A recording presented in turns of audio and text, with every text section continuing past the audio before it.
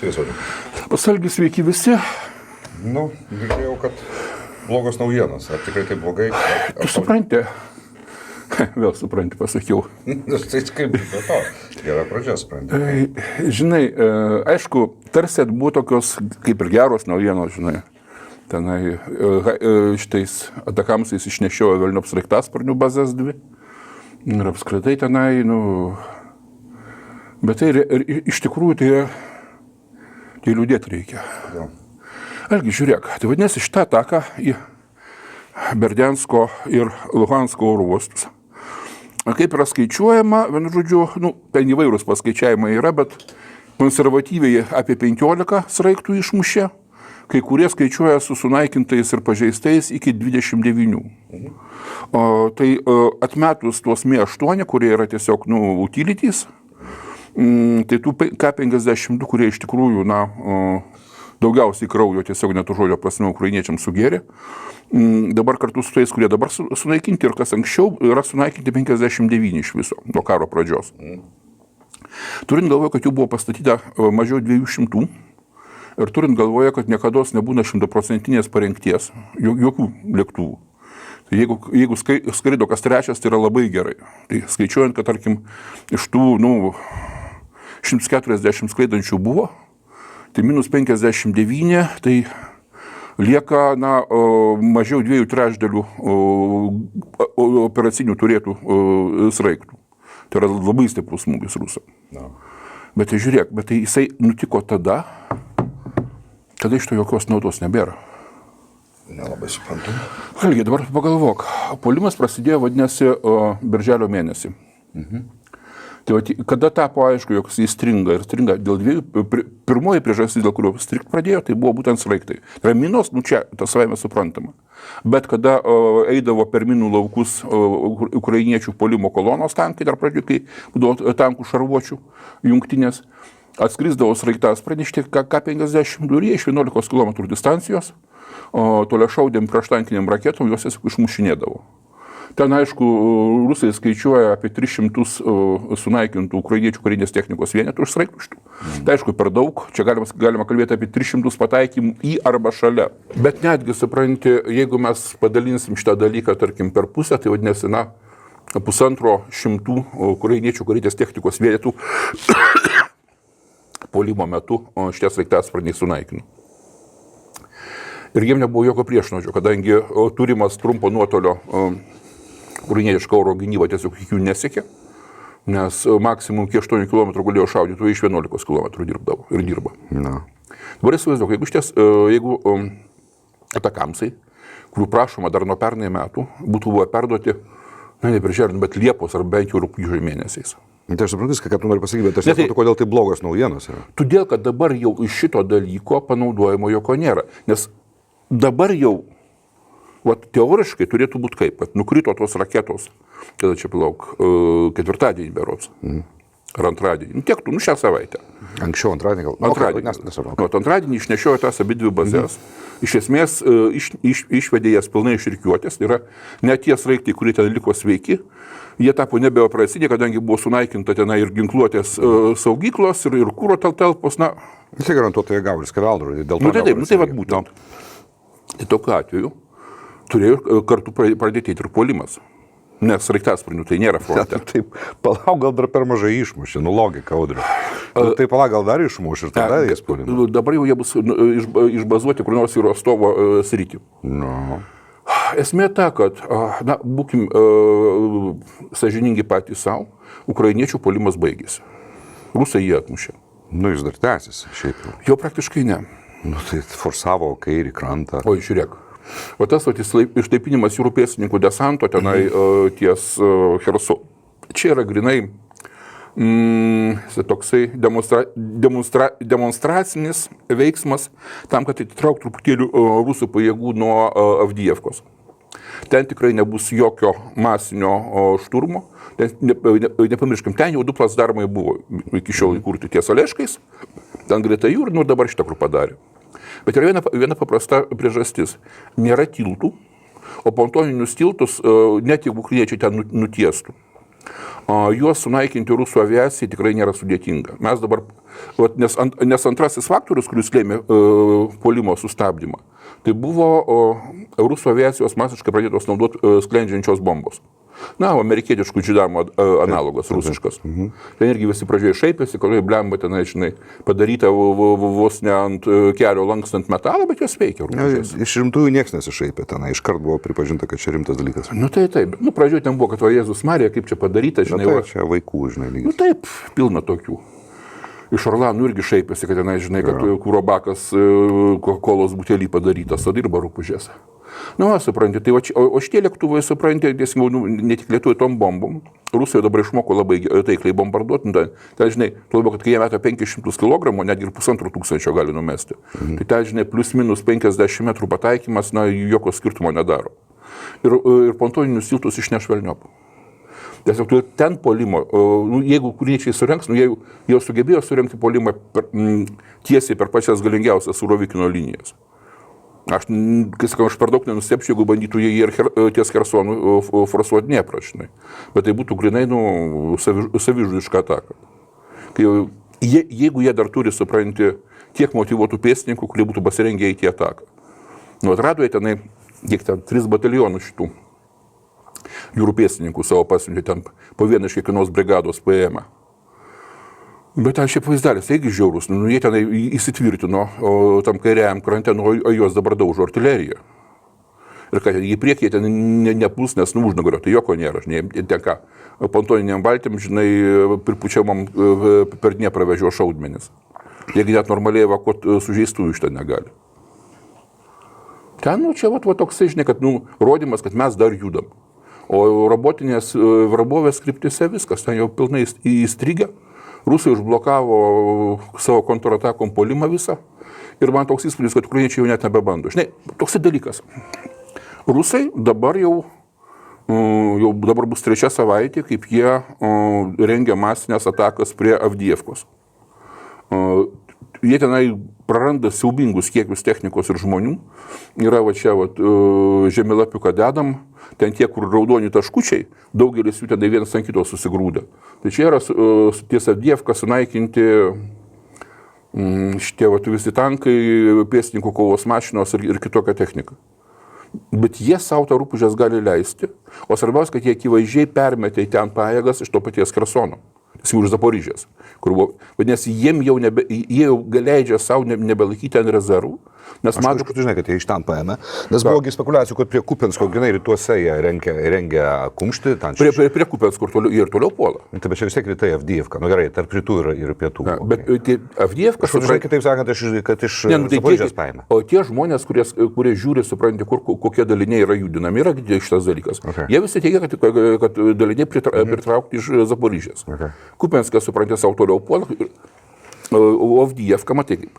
Rusai žiūri į žemėlapį ir žemėlapį nukirsta Avdijevkos, ten tą spuogą, labai skanu. Ir aš pilnai manau, kad jie bandys pakartoti, bando pakartoti, tai, ką jie pernai padarė ties Lisičiansku ir tai, ką jie padarė ties Bachmutu, ar Bachmutu teisingiau. Kirčiuoti reikia.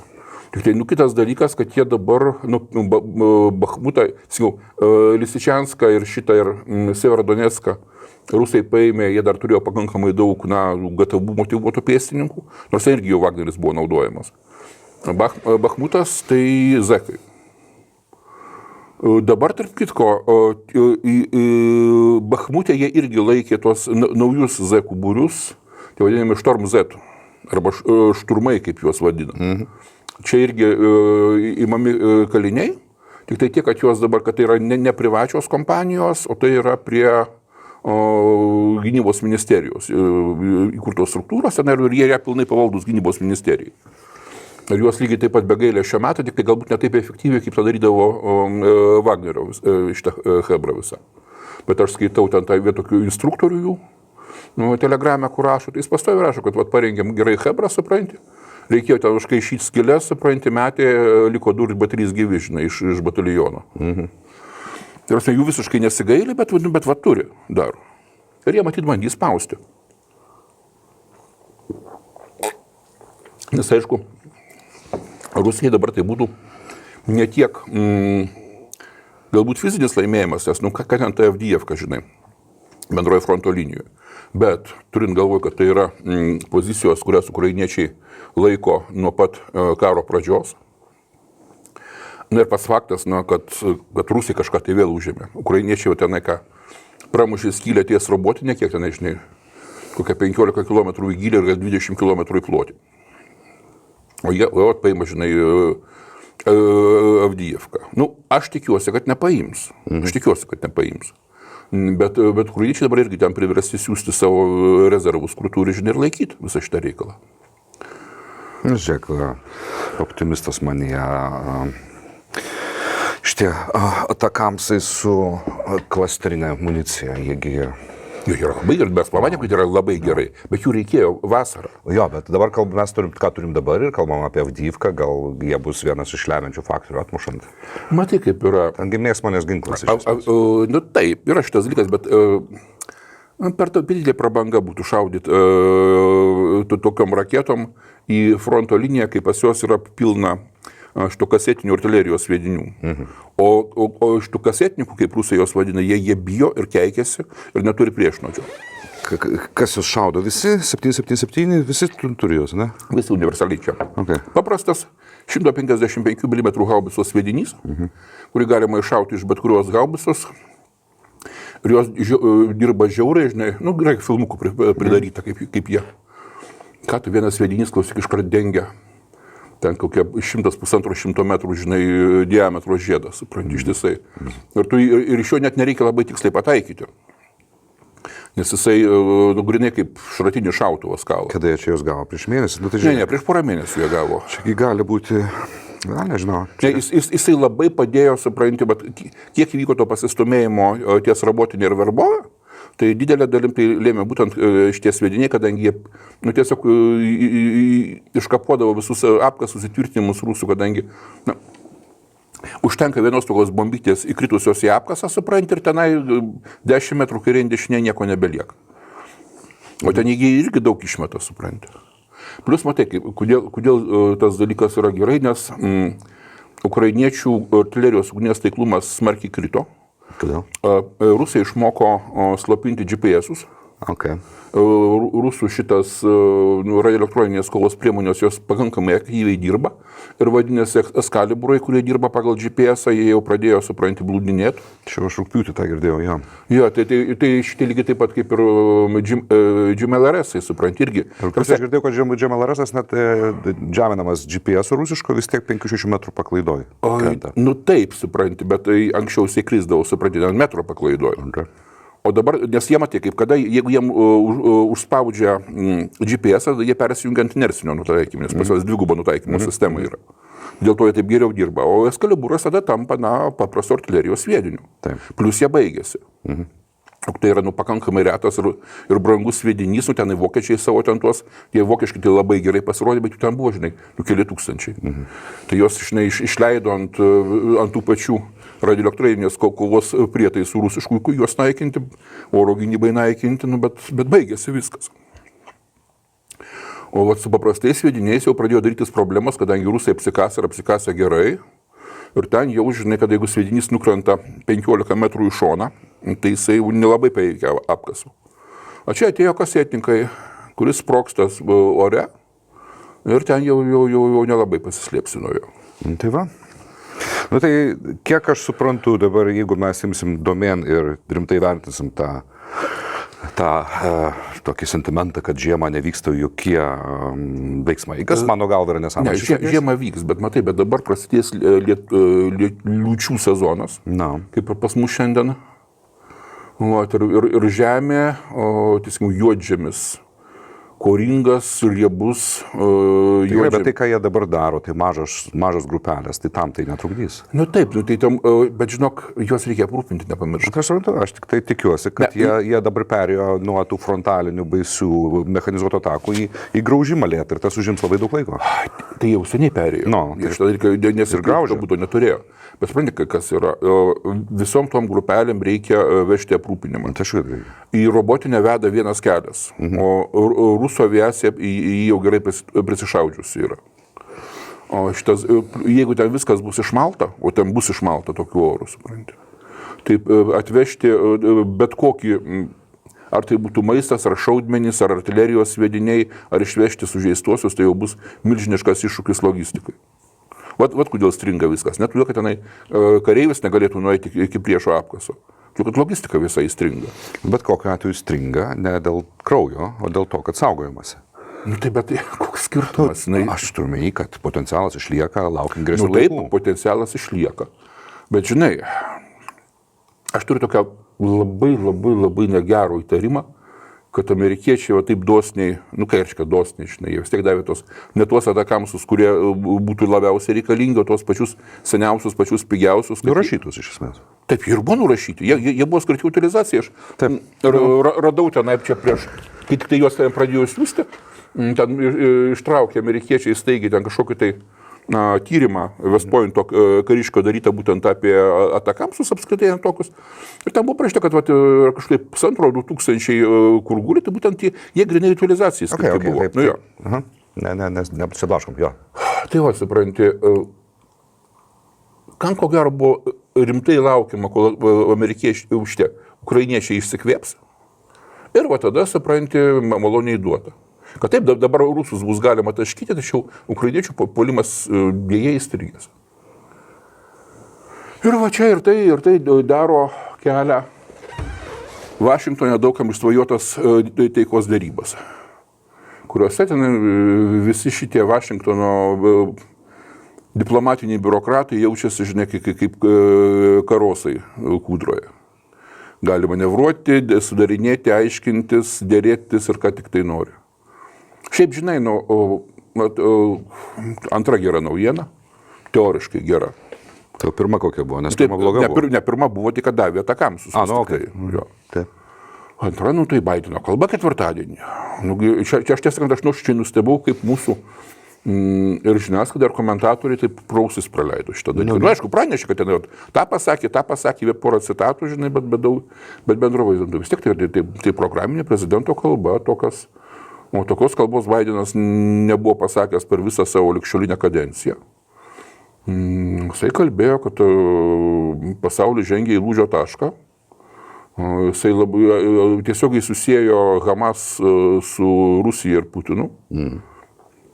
Ir Izraelis su Ukraina. Ir pasakė, kad Amerika remia ir rems, kad mes esam laisvės švyturys visam pasauliui, kad tai yra kova už demokratiją ir laisvę ir kad tiek Hamas nori sunaikinti Izraelį ir žydų valstybę, kaip Putinas nori sunaikinti Ukrainą.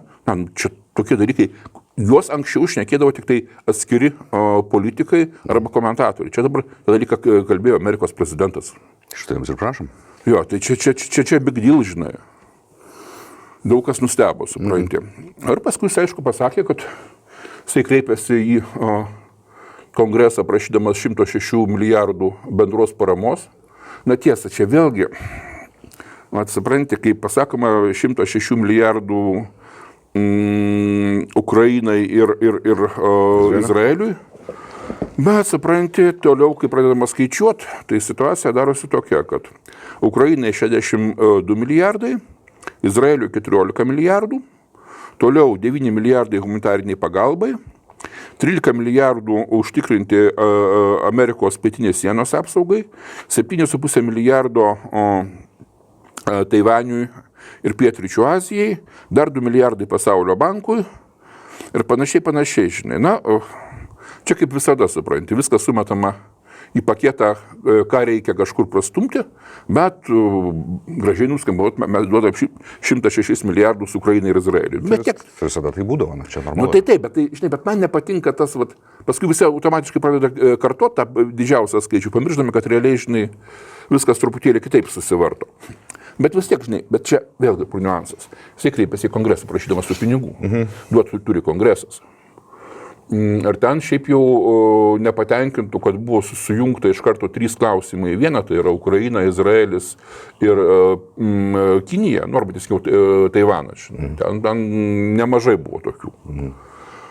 Nes matai, tu negali, supranti, gliaudyti tokių ateikimų. Tu gali balsuoti už viską, arba gali atmesti viską. Atmesti dabartinėje situacijoje, ypatingai respublikonam paramą Izraeliui, tai yra ne per kuršinį, plus pinigai sienos stiprinimui, dėl ko respublikonai visi garsiausiai ir keikėsi. Kad maždaug mes duodam pinigus Ukrainai, mes duodam pinigus ten dar kažkam tai, o pas mus kiaura siena, per kurią eina visi, žinai, latinosai. Gaunasi gudrus Baideno žingsnis. Ne, tai taip, supranti. Ne, tai taip, vienintelė kalba pasaulyje, kur sakoma ne, taip. Ne, tai taip, okei, tas. Ir šitas dalykas, žiūrėsim, kaip bus balsavimas. Aišku, dabar atstovų rūmos yra bardakas, jie ten pirmininko neturi, bet aš manau, kad turbūt galima ir be pirmininko tokius dalykus balsuoti, nors šiaip jau aš neišmanau šitų niuansų. Bet galbūt bus patvirtinta, Dieve duok. Bet apskritai, čia tokie visi, žinai, tokios iniciatyvos, jie vis tiek paprastai daromos jau gerai pažiūrėjus, kaip kokios žmonių nuotaikos yra apskritai. Paėmus, tai nuotaikos Amerikoje kol kas yra geros. Sakoma, nevarykim Dievui. Rusija laiko priešininkų apie 2/3. Čia labai gerai yra. Jie, palauk, aš tau paieškosiu konkrečiai. Paieškok. Va, taip. Čia šitas Kvinipakas toksai, vienas iš garsesnių polsterių, kur būna. Tai jie, vienu žodžiu, nutarė taip. 76% rinkėjų mano, kad remti Izraelį yra Jungtinių valstybių tiesioginis interesas. Respublikonų 84% taip mano, demokratų 76%, nepriklausomi irgi 74%, tai čia yra labai geras dalykas. Vienintelis, galbūt sakyčiau, minusas, tai yra, kuris pasireikš su laiku. Tai yra, kada amžiaus tu pasižiūri, tai jaunimo tarpe, tai yra šitie nuo 18 iki 34 metų. Tai jie 51% mano, kad karinės paramos Izraeliui nereikia. Čia visa, žinai, leftizmo... Pakartok, kiek procentų? 51%. 51% mano, kad nereikia siųsti ginkluotės Izraeliui, 39% mano, kad reikia. Čia kas dabar garsiausiai skambėjo su Harvardo tų skandalų. Yeah. Harvardo ten visa gauja studentų pareiškė, žinai, paramą Hamasui. Ir kada tenai juos prispaudė didieji dotatoriai universiteto, sakydami, duokit mums jų sąrašus, mes žinosim, ko nepriimti darbą. O Jėzau, koks tai kauksmas buvo. New York Times, didžiausias straipsnis. Vargšeliai, supranti, juos persekioja už laisvą žodį. Harvardą, supranti, čia visada, kad tie patys vaikeliai, supranti, jau 10-metį visus kitaip galvojančius, negu jie, žinai, užpjudydavo ir uždrausdavo kalbėti, nė žodžio. Bet čia šiaip jau gerai rūpužu, bet kita vertus, yra tiek išplautos smegenys. Žinai, kas baisiau yra? Čia aišku žiauriai baisu, bet man dar baisiau yra tai, kad mūsų gatvėse jau atsiranda tai, kas jeigu nestabdyti po 2-3 metų jau bus kaip Kelnės su fakelais ir smurtu prieš policiją. Tai mūsų gatvėse Vilniuje tie patys snukiai. Bet žinai, Algi, aš tarkuoju, tos mergužėlės, kurios ten, žinai, vietinės iš TSMPI, žinai, kaip tai, aš ten žiūrėjau, ten 5 raščių biografijas, arba Dailės akademija, ten, ar kaip ten jinai vadinasi, vienu žodžiu. Grafiti vandalų proftechas. Arba menininkai, arba TSMPI. Bet tenaigi buvo turbūt kokie 2/3, tai atėjo visi šitie šviesuoliai, kur pas mus mokosi, Taip. arba dirba. Taip. Jie visi yra su laikinom vizom, tai yra arba studento viza, arba darbo viza. Taip. Tai blemba, atimt automatų.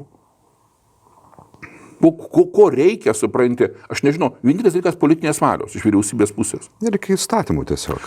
Čia įstatymo nereikia. Aš reikia... Vyriausybė, aš garantuoju, kad yra įstatymas, pagal kurį mes galim, remdamiesi nacionalinio saugumo sumetimais, atimti vizą bet kam, žinai, kurį yra duota. Čia viza. Čia netgi neleidimas gyventi nuolatinis. Čia tiesiog viza. Taip. Anuliavai, supranti, ir taškas. Peršėrinau tavo tą paustą, labai pritardamas tam, vienreikšmiškai. Čia daug kas, ir Vokietijoje tą patį šneka, žinai, ir aš, Jėzau, kurioje čia dabar irgi valstybei, žinai, skaitai Twitterio juostą, supranti, kažkoks irgi aukštas politikas vakaruose, žinai, irgi tą patį parašė, kad sako, visiems tiem, kurie eina iš tas demonstracijas, supranti, paneigti visas vizas, supranti, velniom, žinai. Absoliučiai. Jiegi čia paukščiukų teisėmis. Nes iš tikrųjų, jeigu mes dalyką tą nuleisim, Tai paskui ateis laikas, kada norint atšvęsti katedros aikštį Kalėdas, jas reikės aptverti spygliuotą vėlą ir statyti automatininkus, kad prižiūrėtų. Koncertiną. Arba koncertiną. Nu, tai, kas yra tas pats? Nu, techniškai. Nes, o atkreip dėmesį, politikai tai mūsų kažkaip labai ramiai tą dalyką priimė. Nu, žinai, visur yra reaktyviai per daug, kai reikia proaktyviai veikti. Politika visai demokratijose atsilieka, dėja, bet žinai, o ką tu siūlai? Algi, o dabar Na, tas skauda, aišku, nemanau, taip. Algi, dabar tu įsivaizduok, kad jeigu išėję, supranti, čia užuot maždaug patylėkim už Palestiną, ar Gazą, už Gazą teisingiau. Už Gazą, dar geriau. Ja, jie būtų išėję ten, žinai, su nacių vėliavom. Manai, politikai mūsų tada tylėtų? Aš tau pasakysiu, kitaip truputį pasakysiu. Jeigu tu pasižiūrėtum spaudoje nuvilnijo riaušininkų šeimo maršinių, reiškia, teismas, tai ten sėdėjo tas kriminalinis nusikaltėlis vagis Lobovas su nacių simbolika ant kūnelio. Ir nei vienas teismo salėje, nei vienas faras nepriejo, nepaėmė jau škvarniko, nepripuškė pipirų, jeigu jis priešinas ir neišsitempė ten į Volkswagen kėdę ir nenusivežė. O jis tai grinai supranti su nacių... Jis nusiėmė savo tą marškelį ir pasitatuiruotė Hitlerio ir simbolikos. Čia biškai dalykas. Ką reiškia kas? Tai simbolis, koks skirtumas. Rašalas, ten, žinai, pastelė ar tatuiruotė. Algi, aš turiu įtarimą tiesiog, kad čia yra kažkokie niuansai.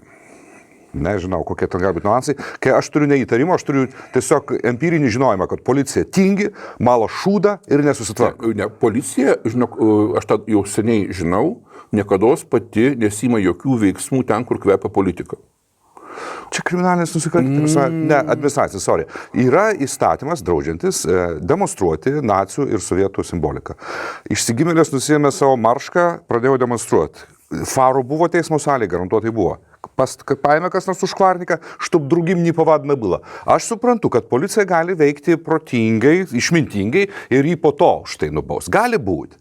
Bet, žinai, aš norėčiau iš karto veiksmo vien tik tam, kad tai būtų teisinga.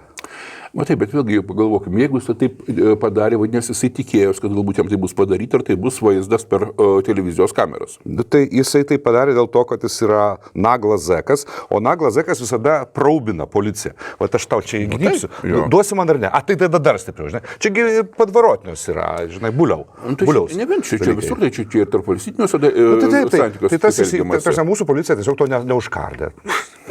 Kaip ir neužkardė. Nu gerai, čia mes nukrypsam, grįžkim prie. Tai mergužėlės, reiškia. Ir šios... Kaip jas dar pavadinti? Gerai, jaunos moteris, kad būtų kažkam politkorektiškai. Suprantate,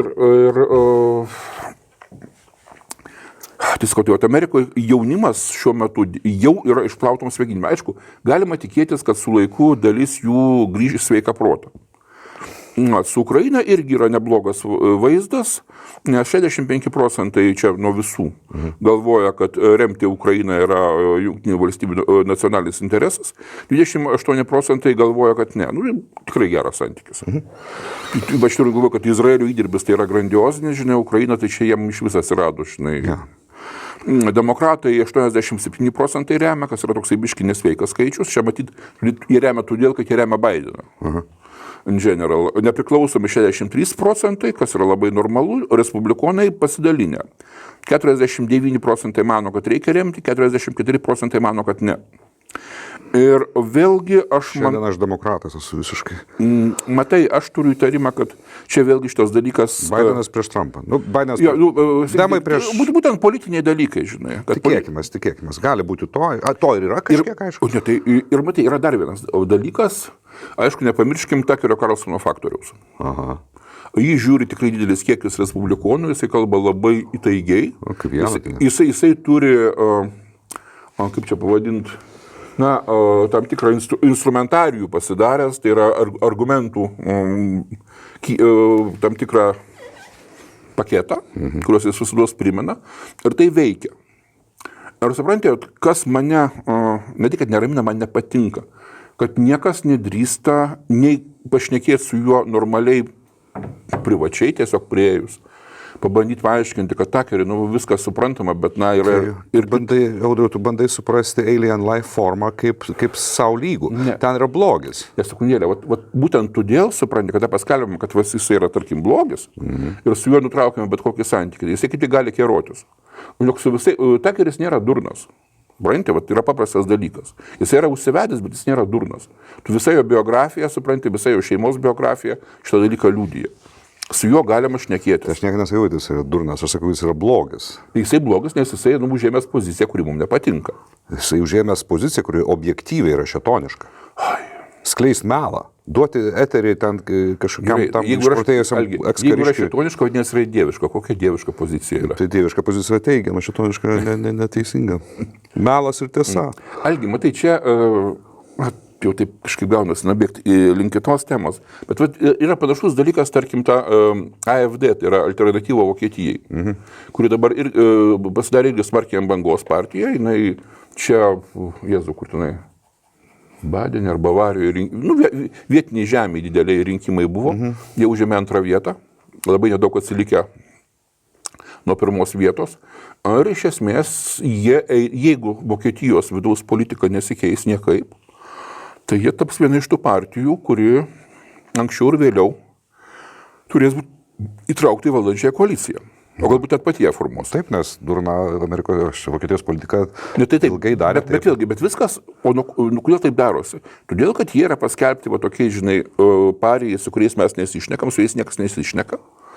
Ir jie, supranti, jie toliau kietojasi. Tu nepainiok kolektyvinio kūno, kas yra jų rėmėjai šiuo atveju, su kuriais galima dylinti ir kur galima išganyti kai kurias savelės. Ir su partija galima buvo šnekėtis. Su Takeris, gal aš klysiu, bet mano vertinimu tai yra Janutinė, tai yra blogis, tiesiog šėtono įrankis. Atsiprašau už okultizmą. Aš tikrai nedėčiau lygybės ženklo, nes vis tik tai, galbūt todėl, kad aš Janutinę geriau žinau.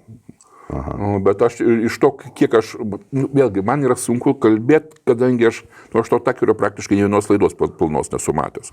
Aš tik tiek, kad kiek tai Twitterio juostai pamatai ir ten paskaitai kažkokį tai galą.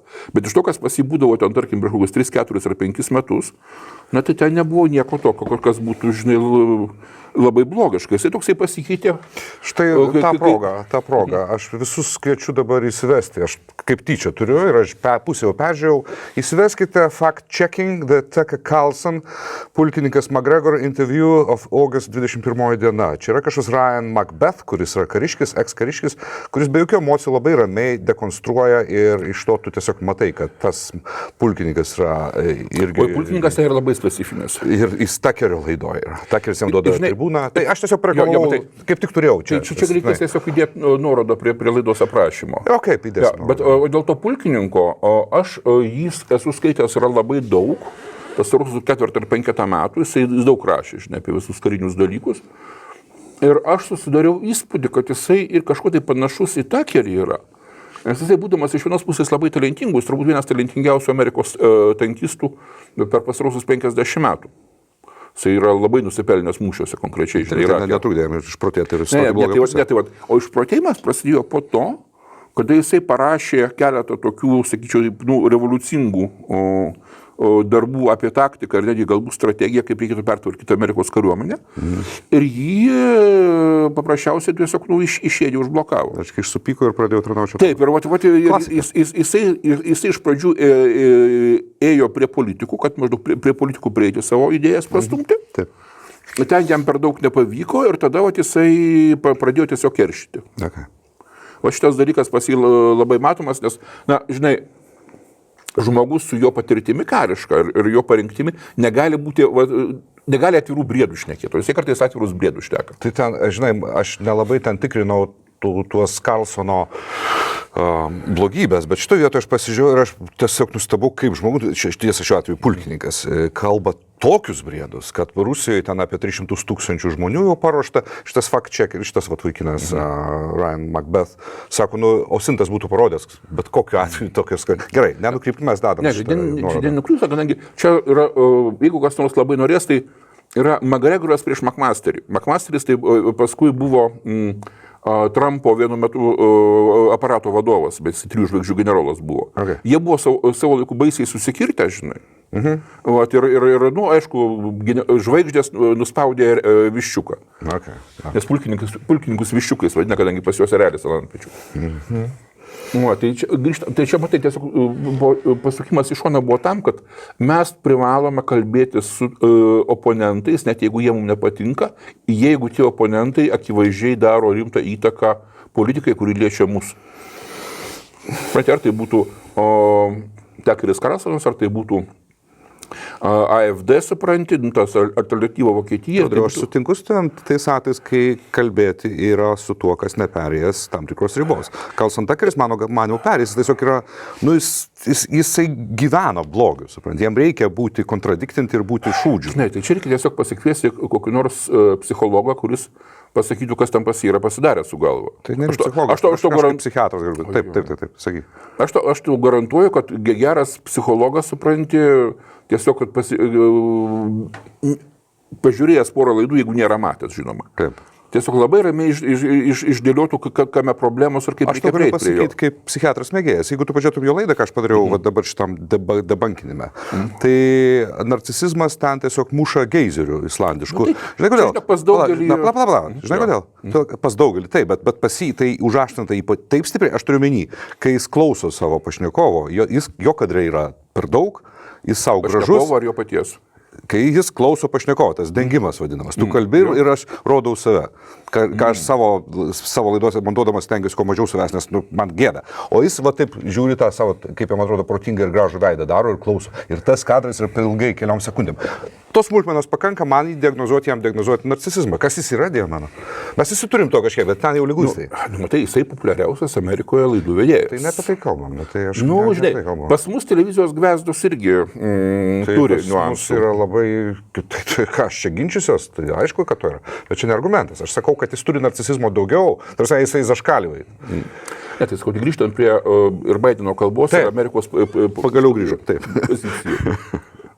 Tenai pas Baideną skambėjo dar du niuansai, kurie, aš sakyčiau, turėtų mus ypatingai suneraminti. Tai štai, kada Baidenas kalbėjo apie tai, koks blogas. Kas be mikrofono kalba? Kas be mikrofono kalba? Aš laidos pradžioje dabar šitas. Kai Baidenas kalbėjo, kodėl Putinas yra blogis, jisai paminėjo tokį dalyką, kad, kaip pavyzdį, kad Putinas neseniai kalbėdamas pasakė, kad Rusija dovanojo Lenkijai jos vakarinės žemės. Labai gerai. Bet čia Lenkų apžvalgininkam iškart kilo klausimas. O kodėl Baidenas sujaudino Putino kalbos apie vakarinės Lenkijos žemės? Nes vakarinės žemės tai yra buvusi Vokietija, kurią Lenkija gavo todėl, kad Sovietų sąjunga atplėšė nuo jos rytinę Lenkiją, tai yra vakarų Baltarusiją ir vakarų Ukrainą. Tai sako, jeigu NATO yra nepajudinamas alijansas, kaip Baidenas sako, rock solid, jeigu mes su Vokietija esam geruose santykiuose ir vokiečiai yra įvairiom sutartim išsižadėję amžių amžinųjų tų žemių, tai kodėl Baidenas tas dalykas parūpos nešnekėtų? Na ir tada, jie jau ten, galbūt jie truputėlį perlenkė, bet kita vertus, matant, kaip reagavo vokiečiai iki šiol įvaldžiusius Lenkijoje ir kaip jie dabar tiesiog orgastiškai blaškosi po Tusko ir apskritai tos opozicijos pergalės prieš Kačinskio nacionalistus, o Tuskas tai liberalai, žinai, tokie proeuropietiškai teigiami. O tai Lenkai šiaip jau turi priežasties truputėlį prisibijoti šito vokiško, ne tai, kad revanšizmo, nes aš tikrai nemanau, kad vokiečiai ryžtųsi fiziškai perimti naujas žemės kažkur tai Europoje, vis tik tai jie pakankamai mokyti ir Europa pakankamai mokyta yra. Bet tas netiesioginis perimimas arba netiesioginė okupacija, žinai, dar kaip jie dar vadina, kriptokolonijų kūrimas. Jisai toksai pilnai įmanomas dalykas, supranti, o Baidenas, jisai, nepaisant to, kad jo visa europinė politika pastatyta ant sąjungos su Vokietija, ir tą mes matėm per NATO samitą Vilniuje, kada Šrioderio kategoriškas atsisakymas, kad Ukraina ten turi būti vienaip ar kitaip kviečiama į NATO ir netgi, kad NATO formatė net nebūtų apie tai užsimenama, jisai buvo priimtas iš Baideno pusės. Bet kita vertus, Amerikai, tai ar tai būtų Baidenas, ar tai būtų koks kitas prezidentas, bet čia jau kalba ir kalbėti apie Ameriką. Amerika tikrai nenori Vokietijos, kuri bando atkūrinėti tiek savo buvusią imperinę galę, tiek ypatingai dėtis į krūvą atgal su Rusija. Galiausiai mes prisiminkim tą, čia, žinai, aš pastoviai kartuoju, nes visi pas mums pamiršta, kad NATO principas yra laikyti amerikiečius Europoje, kad neįleisti Europą rusų ir laikyti Vokietiją po padu. Nes Rusijos neįleidimas į Europą yra tik tai instrumentas tam, kad vokiečiai galvos nekeltų per daug. Ir vat, aš manau, kad, galbūt tą pačiam Bidenui, bet tiem žmonėm, kurie dėliojo kalbą, tas vat, demonstratyvus toksai Rusijos žaidimas vokiečiam į tą vat, imperinį sentimentą, kad štai jūsų žemės yra Lenkų paimtos, kad mes atidavėm jūsų žemės Lenkams, bet tai mes galim ir gražinti, arba kartu galim susigražinti. Jis tai, ko gero, kažkam tai Amerikoje, žinai, sužaidė. Lygiai taip pat, kaip toksai, aš čia vis pacituoju. Dėl baimės, kad Vokietija pradės, ne? Taip, dėl baimės, kad Vokietija pradės per daug supranti. Šiandieninę, aš leisiu savo paanalizuoti šiandieninį Vokietiją, jokių šansų šitą kartą, bet kitos sekančios gali būti. Tai, klausyk, tai rimtos valstybės, tokios kaip Amerika, jie galvoja ne apie 5 ar apie 10 metų, jie galvoja apie 50 metų kaip minimum. Aš dažnai kasandrinu, kad Vokietija vis tiek grįš į savo tą pradą ir taip sėkmingai, kaip jie darė krematoriumus žydams deginti, jie taip pat sėkmingai vėl darys krematoriumus. Tik šviesuodamas. Nu, taip. Aš tiesą sakant, matai, galbūt krematoriumai yra truputėlį per grubu, vėlgi laikai keičiasi. Ne, bet jeigu mes tai priimsim kaip būtent metaforą. Tai būtent metafora, aišku. Jo, ten metodika. 30, 40, 50 metų prasidės pradžia to. Gerai, tas. Va, supranti, tai Lenkai šitą dalyką atkreipė dėmesį, bet vadinasi ir amerikiečiai atkreipė tą dalyką dėmesį, tai yra jie pasirengę remti Ukrainą prieš Rusiją ne tik todėl, kad tenai, žinai, demokratija, žmogaus teisės, laisvės ir kiti dalykai, bet ir todėl, kad tai yra, tai atitinka jų geopolitinį interesą. Nes Ukraina, kuri yra pakankamai tvirta, kuri yra priešiška Rusijai, ir kuri yra draugiška Amerikai, kadangi Amerika, supranti, padeda, jinai, tai yra kartu su Lenkija galbūt, tai yra būdas atsverti galima Vokietijos įtakos išaugimą. O vokiečiai dabar labai smarkiai bandys auginti, kadangi, žinai, čia jau pereinant prie mūsų artimiausių kaimynų Lenkų, pas kuriuos rinkimai įvyko, ir aš iškart parašiau, kad nieko gero nesitikiu ir dar aš ko gero labai silpnai parašiau, nes pas juos dabar jau visiškai oficialus terminas yra depisizacija, pas juos jau visiškai oficialus terminas depisizacija, tai yra tiek kadrų valymas, kurie buvo paskirti valdant per pastaruosius 8 metus valdant Kačinskio partijai, tiek daugybės projektų naikinimas.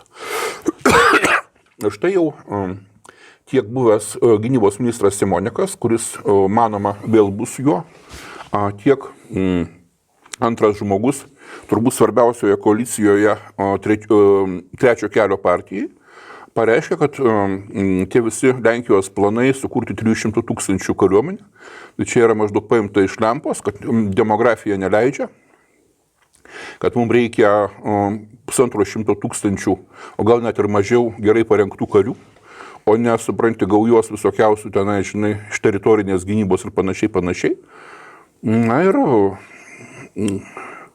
Lenkijos kariniai analitikai truputį pasimetę, švelniai tariant, yra, nes jie kažkaip tai tikėjosi, kad atėjus naujai valdžiai bus tik tai geriau, nes, žinai, buvo priimta keikti Kačinskio valdžią tarp dalies tų karinių analitikų, kurie buvo susijęs su buvusiu generalitetu Lenkijos, kuris buvo smarkiai pravalytas prie Kačinskio. Na, ir jie kažkaip tai, žinai, pasimetė, nes,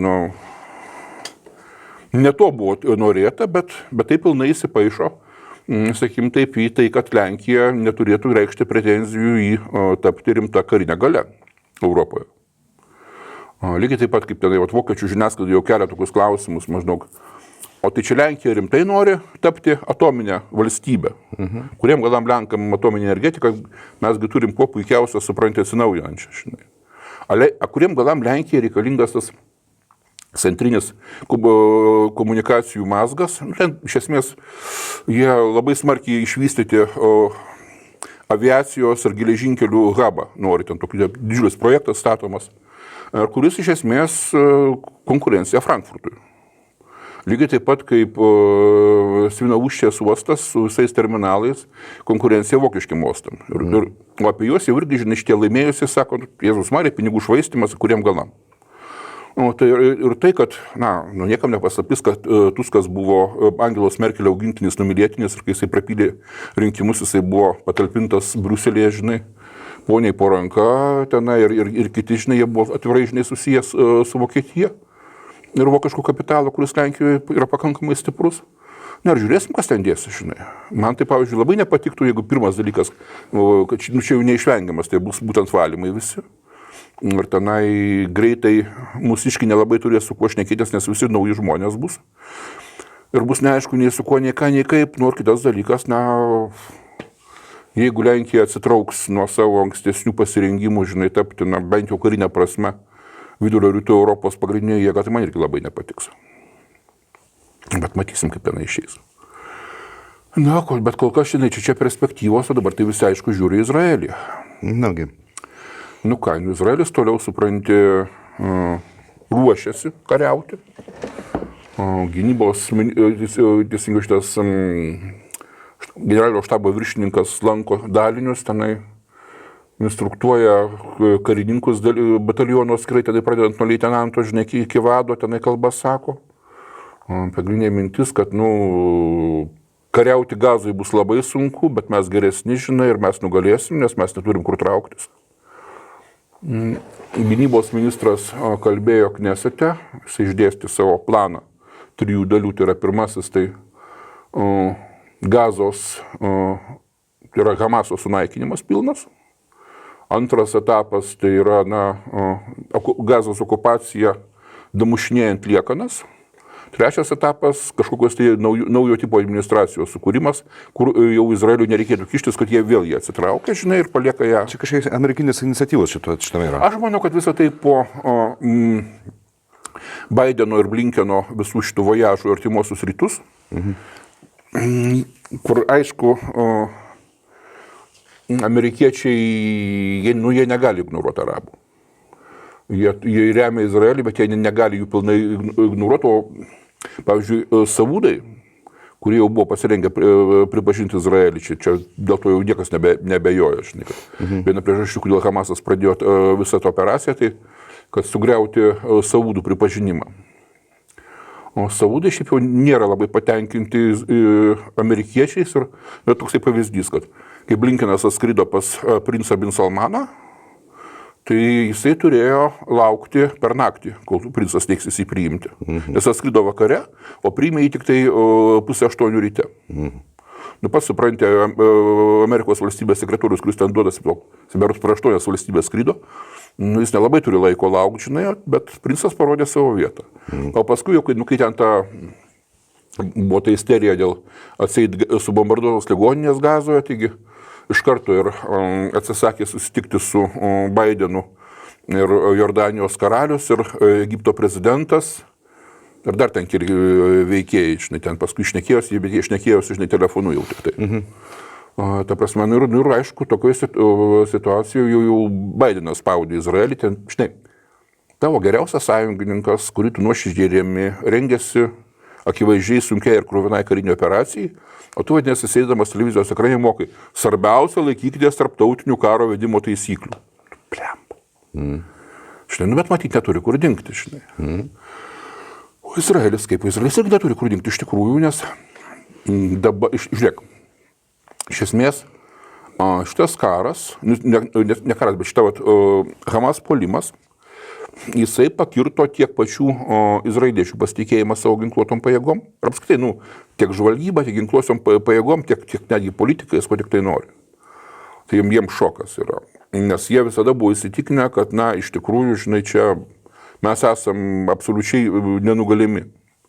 Bet kas yra daug blogiau, tas dalykas pakirto investuotojų tikėjimą, kad Izraelis yra absoliučiai saugus.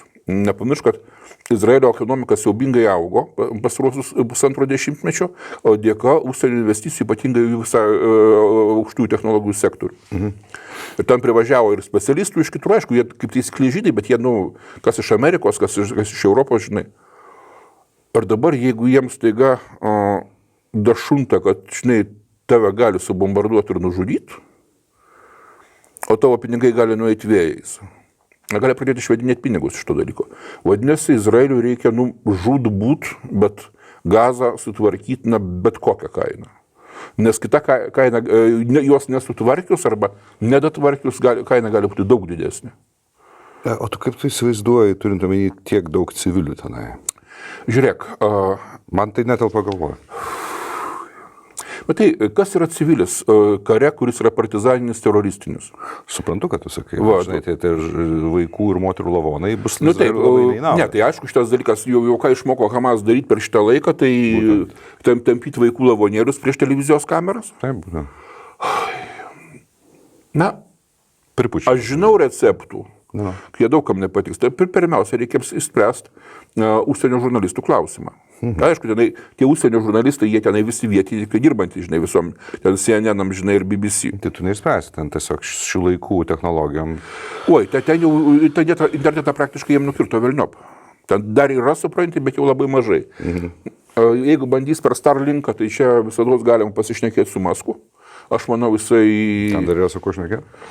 Turint omeny jo pastarosius pastarą metą, nu tik to. Aš manau, kad su vyriausybės išnekėsis. Tai galima prifotkinti, sėsti į kažkokią korvetę ir nuplaukti. Galima, bet svarbiausia tai yra greitis operacijos. Operacija turi eiti be sustojimo. Gali būti ilgesnė negu ten, žinai, 3 ar 4 savaitės, kai buvo, pavyzdžiui, Jom Kipur karas, 3 savaitės. Bet turi eiti be sustojimo. Kas dabar yra? Dabar iš esmės įvyko pauzė operacinė.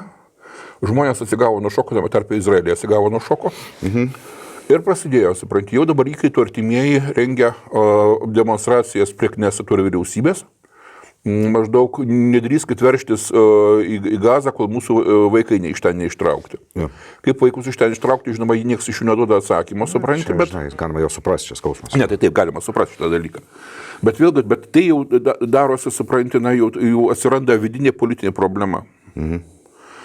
Nes būtent todėl, kad pauzė įvyko. Nes, pavyzdžiui, kai buvo Jom Kipur karas, tam viskas buvo iš karto. Tai yra iš pradžių Egipto ir Sirijos gilus įsiveržimas. Tai yra iš tikrųjų buvo baisus šokas, žinai, kad mus muša, mus stumia, bet paskui kontratakos ėjo be sustojimo, tai nebuvo tos pauzės, žinai, nebuvo laiko pasidėti pagalvoti, žinai, reikėjo daryti kažką tai pastovi. O čia dabar Izraelio visuomenės rado laikas pagalvoti, kol yra bombardavimai eina, žinai. Na ir tas dalykas, kai sakoma, gali negi būti taip, kad ir ta keršto dvasia išseks. Ir paskui prasidės Jėzus Marija, kaip čia mes dabar vaikučių šaudysim. Nepamiršk, kad 350 000 mobilizuotojų, dalis jų jau seniai civiliai buvo. Ten toli gražu ne visi, žinai, per tą miluimą prasisuka. Arba jeigu prasisuka, tai būna nekoviniuose daliniuose toli gražu, žinai. Ir jie yra, apsiciviliokinę, žinai.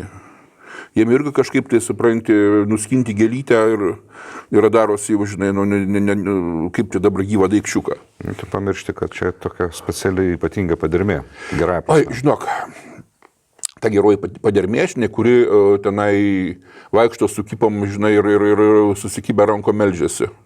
Jie kaip taisyklė tarnauja spec pajėgose, tuose 3 šturmo brigadose, tai yra Givati, Golani, Nahal, o tankistuose. Čia yra gerai žinomas dalykas, žinai, kad visi šitie religingi žydai, supranti, jie va tuose, žinai, pirmose linijose. Tačiau visur kitur tai tenai, kiek yra progresyviai mąstančių. Nepamiršk, kad visur šitas virusas įsimetęs. Na, žiūrėsim, bet jau, žinai, bet man irgi nepatinka, kad jau 2 savaitę iš esmės, aišku, aktyviai treniruojamasi. Ir aš pažiūrėjau ten tuos filmukus, žinai, iš tų jų kovinio suderinamumo pratybų, matosi, kad rezervistai, matosi. Bet nieko keisto, žinai, tu 300,5 tūkstančio mobilizuoji, tai kitas dalykas, kad žinai, kad tu išimi iš ekonomikos tokį kiekį žmonių, tai tu irgi negali ten jų mėnesiais laikyti šiemes. Tvarkoja, Amerika duos kažkiek tai pinigų, bet juk ekonomika turi suktis tame tarpe ir fiziškai žmonėm dirbant. Čia viskas netaip paprasta. Numatysim. Ir pačiai pabaigai. Ką? Sveikinam Gabrielių Landsbergį, jo sūnų. Taip, čia, kai gražu, galima pasižiūrėti. Tiesa, Janutė, nežinau, kaip apsimelavo. Taigi, o čia tokia keista. Bet jinai nesąmoningai, jinai per durnumą. Taigi, papasakok, kaip ten buvo. Nu, taigi, jinai pamatė tas nuotraukas pas mane. Aha. Nu, aišku, paskui ten įsidėjo, pakomentavo. Čia buvo penktadienis, man atrodo. Nu, penktadienis ar šeštadienis, žinai. Okay. Okay. Ar šeštadienį galbūt. Šeštadienį, priesaiką šeštadienį turėjau. Penktadienį vakare. Arba penktadienį vakare. Ja. Nu va. Ir jinai paskui perskaitė pas Senąjį Landsbergį įrašiuką Facebook'e, kad va, didžiuojasi Augustas nuėjo savanorių ir panašiai. Ir čia jinai sušuko, tai jisai ne į kariuomenę nuėjo į savanorius. Į Kaspą dabar. Į Kaspą. Galvijas.